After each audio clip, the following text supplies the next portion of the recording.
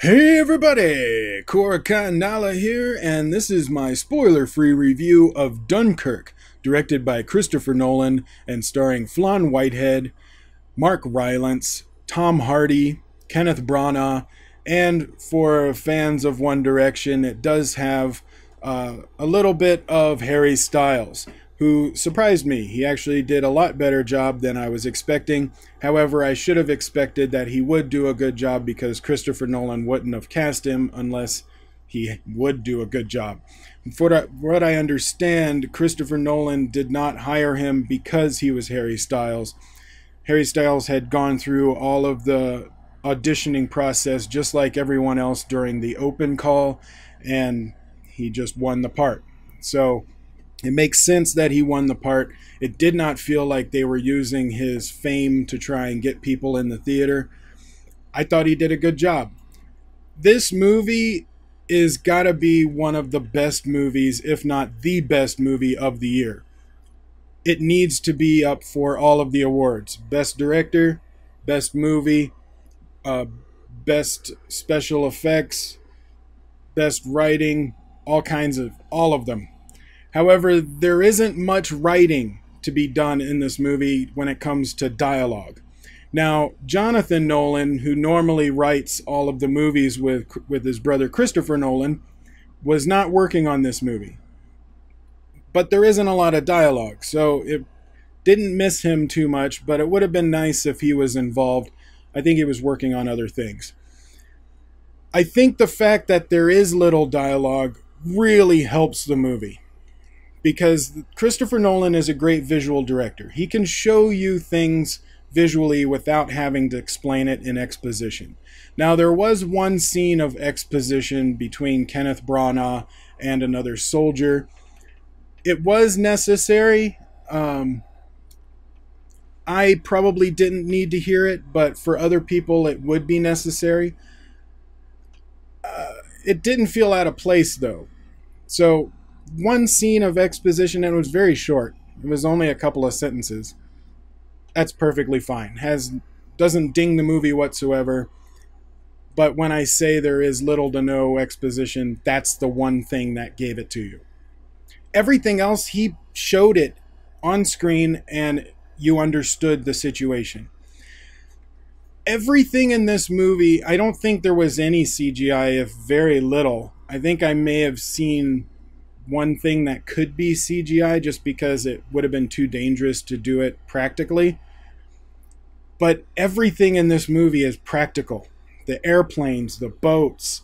He even filmed on the beach of Dunkirk, at the actual beach.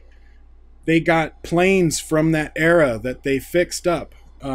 They got boats. Some of the boats were actually the boats used in the actual event of Dunkirk.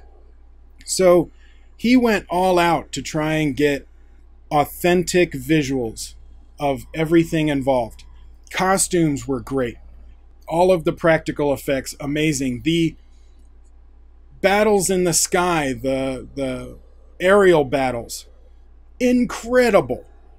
And it didn't have any flash, like you didn't see the movie bullets. You didn't see the planes explode in the air. Like, it looked like the way it would have actually happened during World War II. But what made it really effective was the fact that you got to see how really difficult it was to battle in the air back then. And Tom Hardy, I don't know if he's going to wear a mask his entire career, but he is one of the best eye actors I've ever seen. He can give you so much emotion and context of what he's doing just through his eyes. So no matter what kind of a mask he has on, you know what's going through his mind and you know what's going on. It was awesome. The other actors did a great job. I was impressed by Whitehead. He's a new actor. A lot of the actors that played soldiers or the younger people, Christopher Nolan actually got 18-year-olds. So that's why there was an open casting call, just because most of them are either in school still or not represented. Kenneth Branagh always does a great job. I love Kenneth Branagh. And Tom Hardy did an awesome job. Harry Styles did a great job. I mean, all of the actors brought their A game. Now, and they show this is not a spoiler because they give it to you right in the beginning of the movie.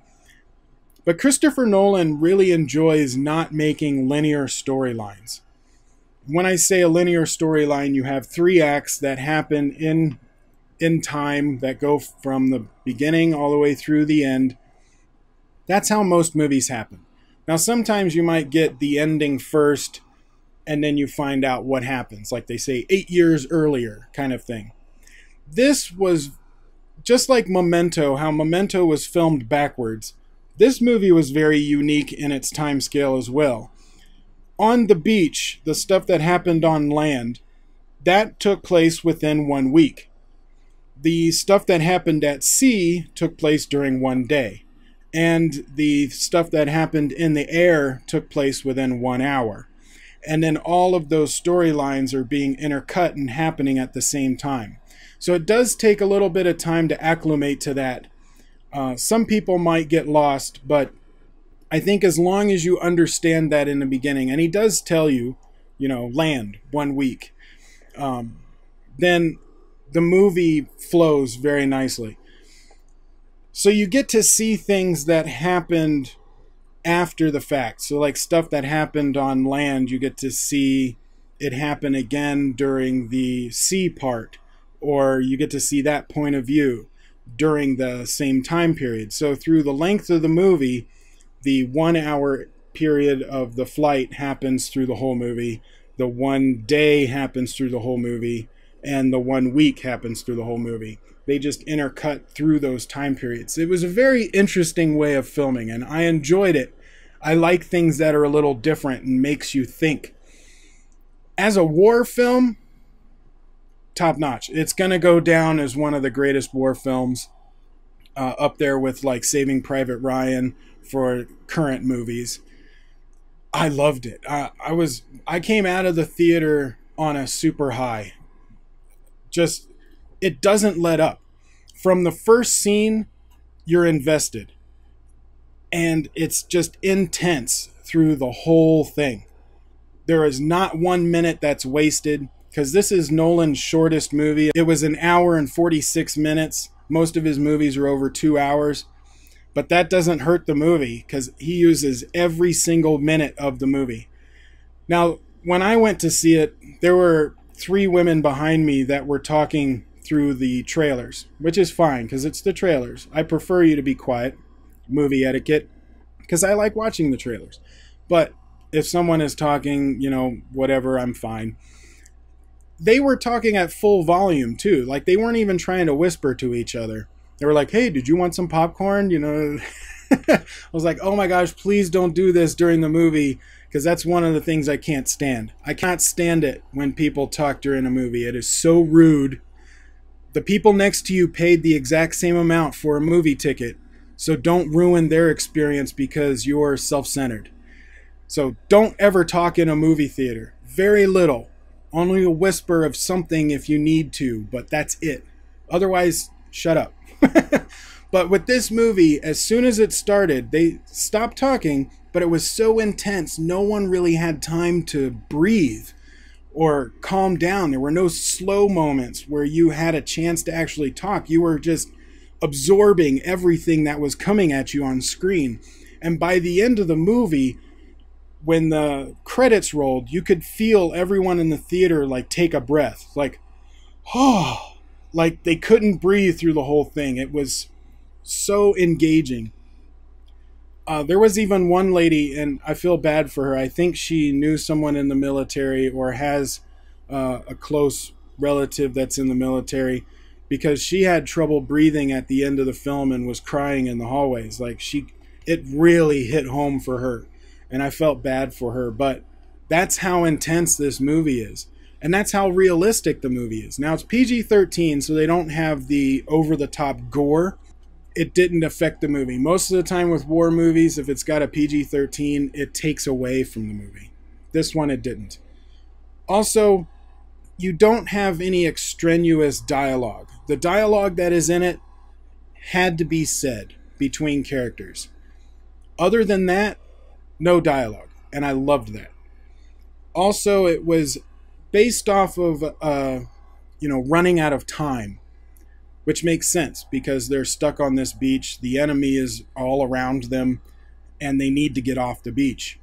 I went back and looked at some of the history of Dunkirk, and I gotta say, Christopher Nolan came within 90% of the actual history. It's gotta be one of the most historically correct, dramatic retellings of a movie, using all of the practical effects from the time period. I'm blown away. I am blown away. If you get a chance to watch it, I highly suggest seeing it. I'm going to give this movie a grade of an A+. Yeah, when I came home, I was living on a high from this movie. That's why I didn't record my reviews right away, and I slept on it. And then waking up, I still feel the same way. I mean, that's how good this movie is. I'm in shock. I don't think Christopher Nolan is able to make a bad movie. I think it's impossible for him to make a bad movie. Yeah, I loved it. But what did you guys think? Did you see Dunkirk? Let me know your positives and negatives on the film. If you haven't seen it, let me know if this review convinced you to watch it or not, and why. Let me know in the comments below. I'd love to hear your opinions. If you're on VidMe, upvote this, give me a follow and share it around. If you're on YouTube, like, share, subscribe, tell your friends, and I will see you on the next video.